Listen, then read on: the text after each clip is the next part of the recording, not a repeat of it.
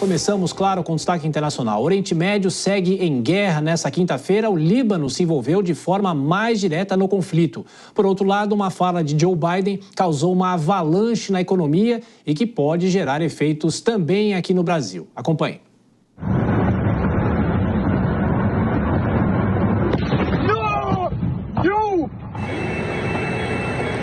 O exército do Líbano entrou no conflito com Israel. Nesta quinta-feira, pela primeira vez, as Forças Armadas do país dispararam contra soldados do campo adversário. Segundo o exército, um soldado morreu depois que os militares libaneses reagiram a um ataque. Até agora, Israel vinha enfrentando apenas integrantes do Hezbollah, grupo financiado pelos iranianos. Nesta quinta, um bombardeio no sul do Líbano causou a morte de 15 integrantes da facção. Ao mesmo tempo, o movimento pró-Irã afirmou ter frustrado 2 incursões de tropas inimigas no 4º dia de operações terrestres. Antes do amanhecer, o exército israelense atacou um centro de ajuda humanitária do Hezbollah.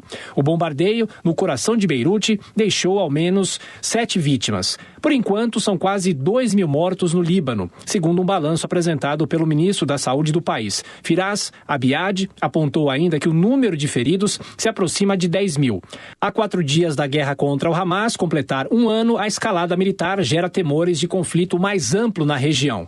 Mesmo com as principais lideranças mortas, o Hezbollah continua lançando mísseis contra Israel.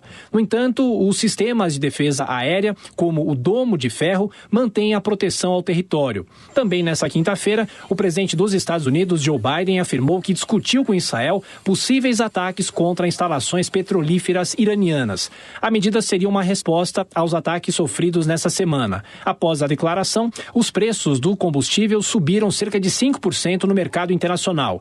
O Oriente Médio tem os principais produtores do mundo e um conflito amplo, claro, pode ameaçar o fluxo. Após a fala de Joe Biden, o Irã mandou um recado aos norte-americanos.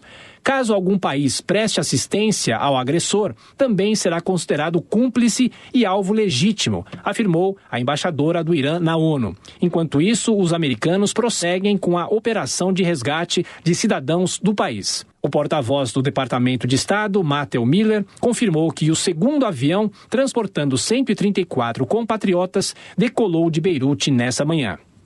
Israel fez 11 bombardeios consecutivos no sul de Beirute, a capital do Líbano. Nosso correspondente Luca Bassani chegando com as atualizações da guerra no Oriente Médio, mais um dia de conflitos com esse ponto talvez diferente, né, em relação ao Líbano, que reagiu aos ataques. Boa noite, Luca, bem-vindo e bom trabalho. Os ataques hoje em Beirute foram muito próximos, inclusive, da sede do poder do país, a poucas centenas de metros do parlamento libanês.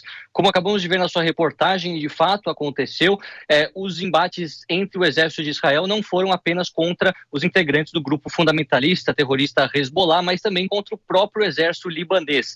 Vale a gente lembrar para a nossa audiência que o Hezbollah atua como um exército paramilitar dentro do Líbano e tem um controle territorial principalmente do sul deste país, enquanto o exército libanês que responde mais precisamente às questões fronteiriças e ao controle da capital Beirute. Ao mesmo tempo, nós vemos que o número de baixas aumentou e no total deste conflito localizado no norte de Israel e sul do Líbano, são quase 2.000 pessoas mortas até o momento, segundo as autoridades sanitárias daquele próprio país. Ao mesmo tempo, as pressões internacionais crescem de forma constante para que um cessar-fogo aconteça e também para que os dois beligerantes, no caso, o Hezbollah e Israel, pensem um cessar-fogo durante as próximas semanas. Alguns falam até em um período de 21 dias, principalmente pela preocupação de vários órgãos humanitários com a situação da população civil dentro do Líbano, que já busca refúgio em outras partes do país e até mesmo no país vizinho, a Síria, que apesar de ainda seguir com uma guerra civil não completamente terminada, acaba servindo como um refúgio para esses libaneses com medo de uma escalada do conflito.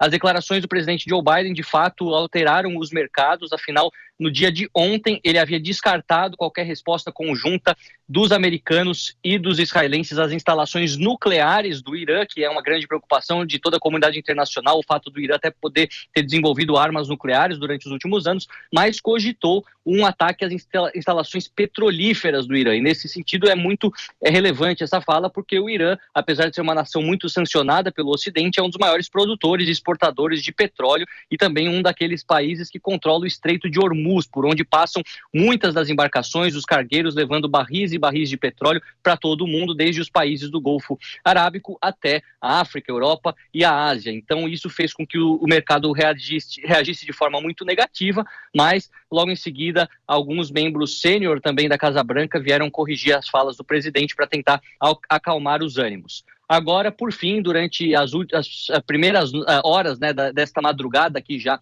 no continente europeu, no continente asiático, vemos que ataques aconteceram também próximos ao aeroporto de Beirute, que segue aberto, e isso pode fazer com que o fluxo de aviões durante os próximos dias possa ser alterado, o que é extremamente importante também para nós brasileiros, já que o Itamaraty pretende fazer uma série de voos de repatriação de cerca de 3 mil dos 20 mil brasileiros que vivem dentro do Líbano durante os próximos dias. Inclusive, a aeronave já espera em Lisboa, não teve, por enquanto, sinal verde para fazer o voo de Portugal até o Líbano, mas há várias pessoas que cada vez mais procuram as autoridades brasileiras, a diplomacia brasileira, para poder regressar ao país. Inclusive, 2 desses libaneses foram barrados da lista pela Polícia Federal por conta de problemas que eles poderiam representar a segurança nacional brasileira. Lembrando que desde o final do ano passado, muitas operações da PF conseguiram concluir que há brasileiros envolvidos com o grupo terrorista Hezbollah e poderiam, inclusive, realizar ataques terroristas contra a comunidade judaica dentro do Brasil. Então,